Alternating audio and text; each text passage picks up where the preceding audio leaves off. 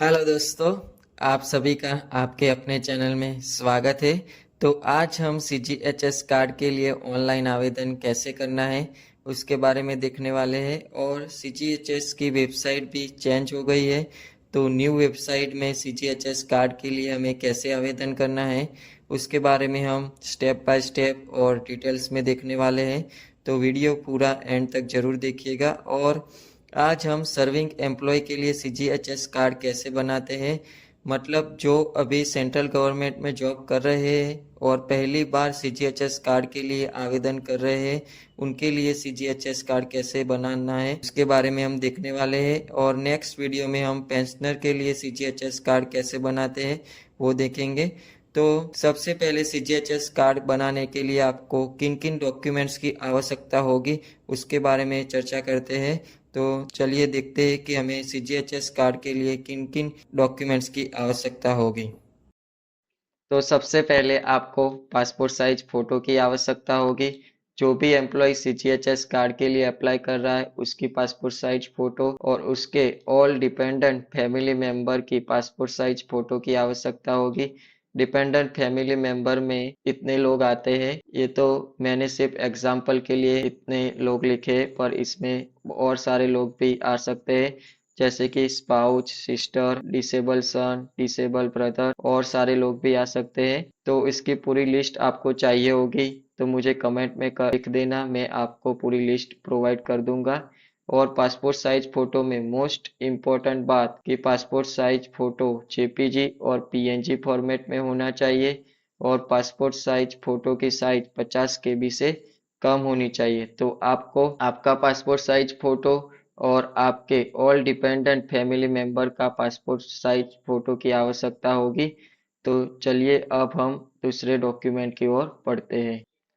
तो हमारा दूसरा डॉक्यूमेंट है आईडी प्रूफ। तो आपको आपका आईडी प्रूफ और ऑल डिपेंडेंट फैमिली मेंबर का आईडी प्रूफ अपलोड करना होगा। तो आईडी प्रूफ आप PDF, JPG, JPEG, PNG format में अपलोड कर सकते हैं और आपके आईडी प्रूफ की साइज 2 MB से कम होनी चाहिए। तो चलिए देखते हैं अब आईडी प्रूफ के तौर पर आप कौन कौन से डॉक्यूमेंट अपलोड कर सकते हैं।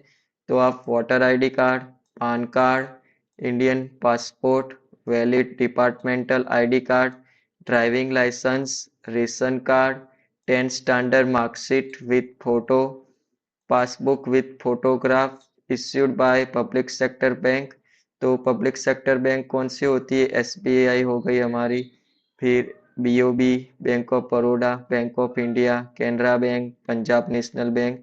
तो वो सारी बैंक पब्लिक सेक्टर बैंक के अंदर आती है। तो वो पब्लिक सेक्टर बैंक का पासबुक का फोटो भी आप अपलोड कर सकते हैं। और लास्ट में है बर्थ सर्टिफिकेट। बर्थ सर्टिफिकेट भी आप आईडी प्रूफ के तौर पर अपलोड कर सकते हैं। तो आईडी प्रूफ के तौर पर आप इनमें से कोई भी डॉक्यूमेंट अपलोड कर सकते हैं। तो आपको आपका आईडी प्रूफ और आपके ऑल डिपेंडेंट फैमिली मेंबर का आईडी प्रूफ चाहिए होगा। तो चलिए अब हम दूसरे डॉक्यूमेंट की तरफ बढ़ते हैं।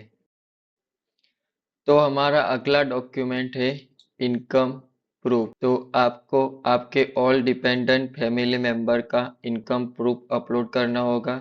आपकी फैमिली में जितने भी मेंबर हो उन सभी का आपको इनकम सर्टिफिकेट अपलोड करना होगा। तो आप इनकम सर्टिफिकेट के तौर पर क्या अपलोड कर सकते हैं? तो पान कार्ड और form 26AS of last 2 year. जो लोग इनकम टैक्स भरते हैं उनको पता होगा कि फॉर्म 26AS क्या होता है। जो आपने जो इनकम टैक्स भरा है उसका फॉर्म 26A लास्ट 2 ईयर का अपलोड करना होगा। दूसरा ऑप्शन है आपके पास, आप PAN card and income certificate from state government revenue department. तो आपके स्टेट गवर्नमेंट के रेवेन्यू डिपार्टमेंट से जो आपको इनकम सर्टिफिकेट मिला है वो भी आप इनकम प्रूफ के तौर पर अपलोड कर सकते हैं। तो आपको father and mother, son, daughter, spouse, minor brother, sister, father in law, mother in law, इन सभी का आपको इनकम प्रूफ अपलोड करना होगा। जितने भी आपकी फैमिली में डिपेंडेंट फैमिली मेंबर है उन सभी का आपको इनकम सर्टिफिकेट अपलोड करना होगा। पर यदि मान लीजिए कि आपके फादर की एज हो चुकी है और वो कुछ काम नहीं कर रहे और मदर भी हाउस वाइफ है, वो भी कुछ काम नहीं करती तो इनकम सर्टिफिकेट कहाँ से आएगा? इनकम ही नहीं होगी तो इनकम टैक्स भी आप नहीं भरते होगे, तो फॉर्म 26 ए भी आप नहीं भर सकते। तो इसके लिए आपको क्या करना है, ये केस में आपको डिपेंडेंसी सर्टिफिकेट अपलोड करना होगा। सन और डॉटर, अभी सन माइनर है, स्टडी कर रहा है और डॉटर भी स्टडी कर रही है, तो आपको क्या करना है, डॉटर स्टडी कर रही है, सन स्टडी कर रहा है, तो आपके पास उनका इनकम सर्टिफिकेट तो होगा नहीं, तो आपको क्या अपलोड करना है, उनका डिपेंडेंसी सर्टिफिकेट अपलोड करना है। स्पाउच के केस में भी यदि स्पाउच हाउस वाइफ हो तो उनका भी इनकम सर्टिफिकेट नहीं होगा, तो उनके केस में भी आप क्या कर सकते हैं, डिपेंडेंसी सर्टिफिकेट अपलोड कर सकते हैं। माइनर ब्रदर और सिस्टर के केस में भी यदि कोई इनकम नहीं कर रहे वो, तो आप डिपेंडेंसी सर्टिफिकेट अपलोड कर सकते हैं। And same case father in law mother in law की भी एज हो चुकी है और वो कुछ काम नहीं करते, उनको कोई पेंशन भी नहीं आता, तो आप क्या कर सकते हो, डिपेंडेंसी सर्टिफिकेट अपलोड कर सकते हो। तो इन सभी केस में आप डिपेंडेंसी सर्टिफिकेट अपलोड कर सकते हैं। आपको ऑनलाइन साइट में ये दोनों ऑप्शन ही दिखेंगे, डिपेंडेंसी सर्टिफिकेट का ऑप्शन नहीं दिखेगा, पर आपको टेंशन लेने की कोई ज़रूरत नहीं है। इनमें से कोई ऑप्शन सिलेक्ट करके आपको क्या करना है, डिपेंडेंसी सर्टिफिकेट अपलोड कर देना है। अब देखते हैं कि आपको डिपेंडेंसी सर्टिफिकेट मिलेगा कहाँ से, पर तो आपको डिपेंडेंसी सर्टिफिकेट आपके डिपार्टमेंट से मिलेगा। यदि आपको डिपेंडेंसी सर्टिफिकेट का एग्जाम्पल चाहिए तो मैं दे देता हूँ, अगली स्लाइड में आपको मैं दिखाऊंगा कि डिपेंडेंसी सर्टिफिकेट कैसा होता है। तो आपको क्या करना है, इन सभी केसेस में आपको ये इनकम सर्टिफिकेट अपलोड नहीं करना है, डिपेंडेंसी सर्टिफिकेट अपलोड करना है। तो चलिए अब हम देखते हैं कि डिपेंडेंसी सर्टिफिकेट कैसा होता है। तो चलिए देखते हैं कि डिपेंडेंसी सर्टिफिकेट कैसा होता है। तो डिपेंडेंसी सर्टिफिकेट इस तरह से दिखता है। तो यहाँ पर आपको क्या करना है, आपका नाम लिखना है, जो भी एम्प्लॉय सीजीएचएस कार्ड के लिए अप्लाई कर रहा है उसका नाम लिखना है, और उसका वो किस ब्रांच में और कहाँ पर काम कर रहा है ये यहाँ पर लिखना है। और इसमें देखो यहाँ पर माय पेरेंट्स की जगह आपको अपने हिसाब से आपके डिपेंडेंट फैमिली मेंबर के हिसाब से यहाँ पर अपडेट करना होगा कि my son, my daughter, my parents, my mother in law, my father in law, ये सब आपको आपके डिपेंडेंट के रिलेशन के हिसाब से आपको यहाँ पर चेंज करना होगा। और यहाँ पर देखिए, यदि आपका कोई डिपेंडेंट फैमिली मेंबर काम भी करता है, छोटा मोटा काम भी करता है, पर उसकी इनकम 9,000 से कम है, तो भी आप डिपेंडेंसी सर्टिफिकेट अपलोड कर सकते हैं। और आपको यहाँ पर क्या लिखना है, जो भी आपके डिपेंडेंट फैमिली मेंबर है उनका पूरा नाम और उनका रिलेशन, आपके साथ क्या संबंध है, वो यहाँ पर लिखना है। आप यहाँ पर दो तीन जितने भी नाम आपके डिपेंडेंट के हो उतने नाम लिख सकते हैं। पहले नाम लिखना है, उसके बाद में जो आपका उसके साथ रिलेशन है वो यहाँ पर लिखना है। यहाँ पर डेट और प्लेस लिख लेना है। और यहाँ पर सिग्नेचर, तो सिग्नेचर किसकी आएगी, एम्प्लॉय की, जो एम्प्लॉय सीजीएचएस कार्ड के लिए अप्लाई कर रहा है उसकी यहाँ पर सिग्नेचर आएगी। तो ऐसा डिपेंडेंसी सर्टिफिकेट होता है। तो आपको यदि डिपेंडेंसी सर्टिफिकेट ऐसा चाहिए डॉक्स फॉर्म में, तो मुझे आप कमेंट में लिख देना, मैं आपको प्रोवाइड करवा दूंगा डिपेंडेंसी सर्टिफिकेट। तो आपको इस तरह से, नहीं तो आपके डिपार्टमेंट से भी ऐसा डिपेंडेंसी सर्टिफिकेट आपको मिल जाएगा, तो आप अपने डिपार्टमेंट से भी ले सकते हैं। तो आपको ऐसा डिपेंडेंसी सर्टिफिकेट अपलोड करना होगा। तो चलिए अब अगले डॉक्यूमेंट की तरफ बढ़ते हैं। तो हमारा नेक्स्ट डॉक्यूमेंट है सैलरी स्लिप। तो हमें last month salary slip upload करनी है, और हमारी सैलरी स्लिप में क्लियरली सीजीएचएस का डिडक्शन मेंशन होना चाहिए। जैसे देखिए, इस सैलरी स्लिप में सीजीएचएस डिडक्शन 250 मेंशन किया हुआ है, वैसे ही आपकी सैलरी स्लिप में भी सीजीएचएस का डिडक्शन अमाउंट डिडक्ट होना चाहिए, और ये सैलरी स्लिप में आपके मेंशन होना चाहिए सीजीएचएस डिडक्शन इस सैलरी स्लिप में 250 डिडक्ट हो रहे हैं, ऐसे आपकी सैलरी स्लिप में भी मेंशन होना चाहिए। और सेम आईडी प्रूफ की तरह ही आप इसमें भी पीडीएफ, जेपीजी, जेपीजी और पीएनजी फॉर्मेट में फाइल अपलोड कर सकते हैं, और ये फाइल की साइज भी 2 MB से कम होनी चाहिए। तो सैलरी स्लिप भी आईडी प्रूफ की तरह ही इसका भी सेम फॉर्मेट है। तो चलिए अब हम नेक्स्ट डॉक्यूमेंट की तरफ आगे बढ़ते हैं। तो हमारा अगला डॉक्यूमेंट है रेसिडेंस प्रूफ।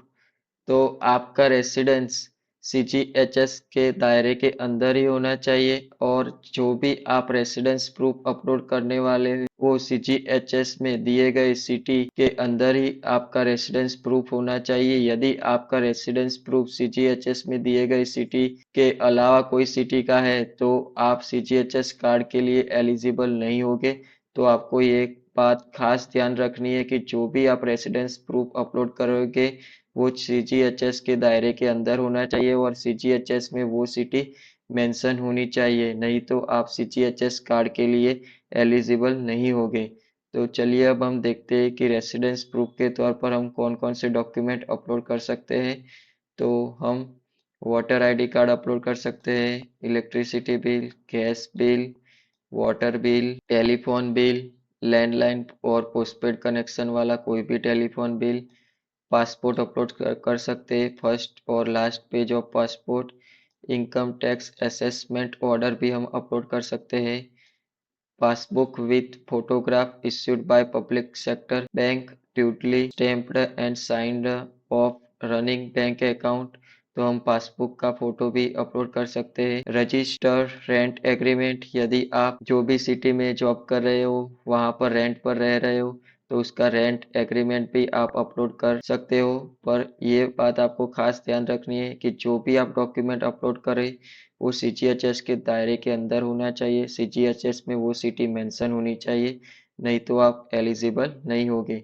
और हमारा लास्ट डॉक्यूमेंट है letter issued by head of the department certifying residential address. तो यदि आप आपके डिपार्टमेंट के क्वार्टर्स में रह रहे हैं, गवर्नमेंट क्वार्टर्स में रह रहे हो, तो आपको आपके हेड ऑफ डिपार्टमेंट के द्वारा एक लेटर इश्यू होगा, आपको एक लेटर मिलता है, तो वो लेटर भी आप रेसिडेंशियल प्रूफ के तौर पर अपलोड कर सकते हैं। और यहाँ पर फाइल साइज हम देख लेते हैं। पीडीएफ, जेपीजी, पीएनजी फॉर्मेट में पहले की तरह सेम ही है, और उसकी साइज 2 MB से कम होनी चाहिए, तो वो सेम पहले की तरह ही है। तो चलिए अब हम अगले डॉक्यूमेंट की ओर बढ़ते हैं। तो हमारा अगला डॉक्यूमेंट है एज प्रूफ।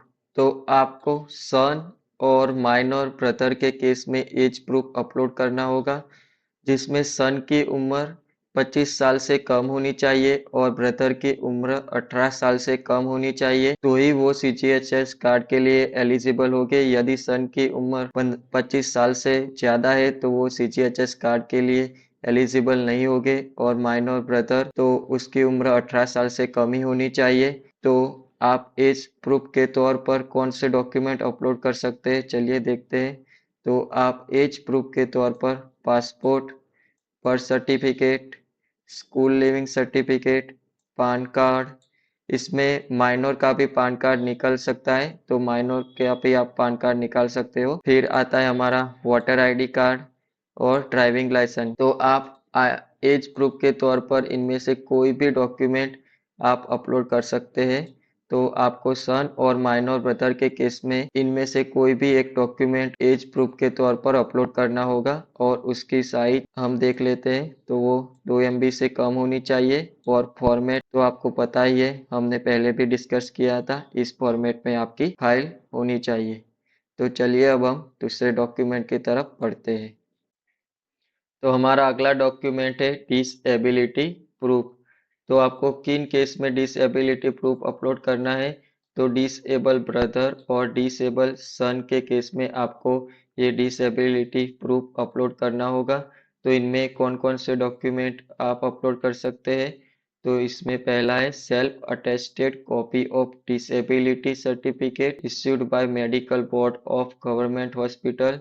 तो ये आप गवर्नमेंट हॉस्पिटल के द्वारा जो आपको डिसेबिलिटी का सर्टिफिकेट दिया गया है वो अपलोड कर सकते हैं। और दूसरा है unique disability ID issued by ministry of social justice and empowerment. तो मिनिस्ट्री ऑफ सोशल जस्टिस और एम्पावरमेंट से आपको जो यूनिक डिसेबिलिटी आईडी मिला है वो भी आप डिसेबिलिटी प्रूफ के तौर पर अपलोड कर सकते हैं। और इसका फॉर्मेट तो आगे हमने जो देखा उसकी तरह ही है, 2 MB से कम, और ये फाइल आप अपलोड कर सकते हैं, तो इसमें ज़्यादा देखते नहीं है। और अब हम अगले डॉक्यूमेंट्स की ओर बढ़ते हैं। तो हमारा अगला डॉक्यूमेंट है स्पाउच प्रूफ। तो आपको स्पाउच प्रूफ में क्या अपलोड करना होगा? तो जॉइंट डिक्लेरेशन आपको अपलोड करना होगा। पर ये कब अपलोड करना है उसके लिए यहाँ पर एक कंडीशन दी गई है। तो कंडीशन हम देख लेते हैं। Is your spouse employed under ministry of railway, ministry of defence, state government and PSU? यदि आपका स्पाउच मिनिस्ट्री ऑफ रेलवे में काम करता हो, यदि आपका स्पाउच मिनिस्ट्री ऑफ डिफेंस में काम करता हो, स्टेट गवर्नमेंट में काम करता हो, या पीएसयू बैंक या पीएसयू कोई कंपनी में काम करता हो, तो ही आपको ये ज्वाइंट डिक्लेरेशन फॉर्म आपको अपलोड करना होगा। नहीं तो आपको सिर्फ आईडी प्रूफ उसका स्पाउच का और इनकम सर्टिफिकेट अपलोड करना होगा। तो आपको ये ज्वाइंट डिक्लेरेशन फॉर्म कहाँ से मिलेगा? तो आपको आपके डिपार्टमेंट से ये ज्वाइंट डिक्लेरेशन फॉर्म मिल जाएगा। और इसका फॉर्मेट तो पहले की तरह सेम ही है, फाइल फॉर्मेट, और 2 MB से उसकी साइज कम होनी चाहिए। तो चलिए अब हम लास्ट में कुछ देख लेते हैं कि तो चलिए अब हम लास्ट में डॉटर के बारे में देख लेते हैं। तो डॉटर के केस में आपको कोई एज लिमिट नहीं दी गई है, पर डॉटर के केस में आप जब तक आपकी डॉटर की शादी नहीं हो जाती तब तक आप उसके लिए CGHS कार्ड के लिए अप्लाई कर सकते हैं। यदि आपकी डॉटर की शादी हो चुकी है तो आप उसके लिए CGHS कार्ड के लिए अप्लाई नहीं कर सकते। यदि नहीं हुई आपकी डॉटर की शादी तो आप उसके लिए CGHS कार्ड अप्लाई कर सकते हैं। तो